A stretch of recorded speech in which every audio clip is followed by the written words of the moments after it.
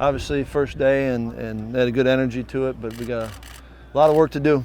And but it was good to get back out here. Coach, you had a few impassioned words at the end there. What kind of what happened towards the end kind of fire you up a little bit at the end? First day of practice, no one was in trouble. I mean, it's just a message to the guys, you know, how you got to take advantage of every opportunity. And no one triggered it. It was good. Paul, you've had some fullbacks here who've been good pass catchers. Do Ramish and Ingold, either individually or collectively, give you an opportunity to use those guys as receivers? I think the fullbacks we got now, we need to push them and find out what they can do in the throw game, you know, because I think they've got, you know, good athletes, and so I think that's one of the things that we've got to find out this fall camp. You know, I thought we started it in the spring, and I think we were talking about it. You know, Derek was able to kind of open some things up, and so you know, that's certainly schematically one of the things that we want to. How much can we get out of those fullbacks? What were you looking for specifically today? Was there anything you had your eye on specifically? But yeah, I mean, you always come out with a purpose. But I thought there's our guys did a lot of stuff this summer, and you talk to them and see how it went. And there's, you know, for instance, there's a couple routes that we wanted to clean up a little bit and make sure that we're all on the same page. So kind of piggybacking from the work they did, which we weren't a part of, and then you know, it's getting freshmen in and out of the huddle and going the right direction. And I think every time you come out, you got a chance, you know, set your expectations. You know, you got some guys not finishing the way you want them to finish. You got to.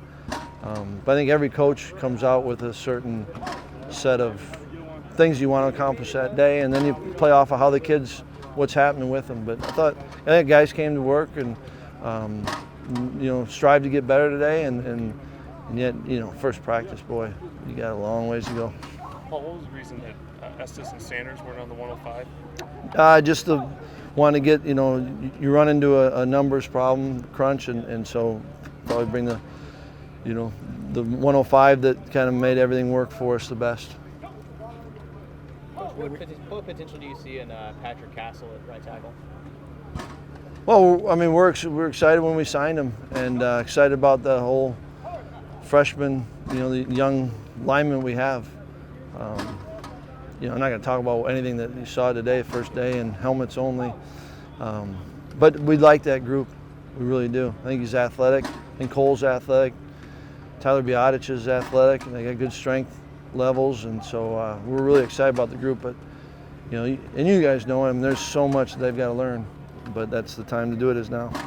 You know, you've talked about how not knowing how long Edwards is going to be out at linebacker, and I know Right. you led you guys in tackles last year, but having two guys who started some games, Moore and Sitchy, does that at least soften the blow? Yeah, I mean, as a team, you know, we've got some guys that come every time, and you know, you feel bad for the kid first and foremost. You know, TJ's working his tail off and did some really good things as a freshman, and you know, how can you build on it? And he's just going to have to, his route's a little bit different, right? But certainly it is, you know, with Sitch and Chris having played a lot of football, you know, that part's good for us. But we sure feel like we're a better team with TJ, and then all of them can, you know, I think all three would play, you know. How would you compare the footwork and effort you saw from quarterbacks today? It's good. Was it nice to finally see Carre on the field because you didn't in spring? Yeah, that was good too. Some really good things. What kind of growth have you seen from John Budmeyer over the last year or so? Do you feel like he's a guy that has some potential to stick around in coaching for a long time? Yeah, you know, I think he's, you know, every day we hope to all grow, and I think John's doing that, and I think he'd be a heck of a coach.